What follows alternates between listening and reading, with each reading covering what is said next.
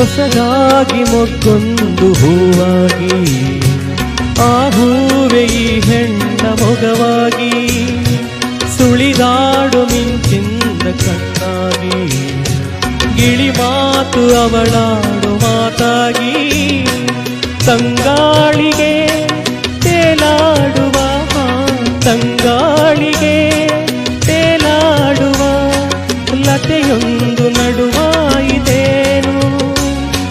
ನವಿಲೊಂದು ಕುಣಿದಂತೆ ನಡೆವಾಗ ಸಂತೋಷಗೊಂಡೆ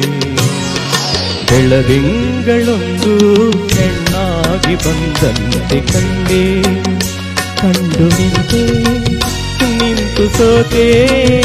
ಸೋತು ಕವಿಯಾಗಿ ಕವಿತೆ ಹಾಡಿದೆ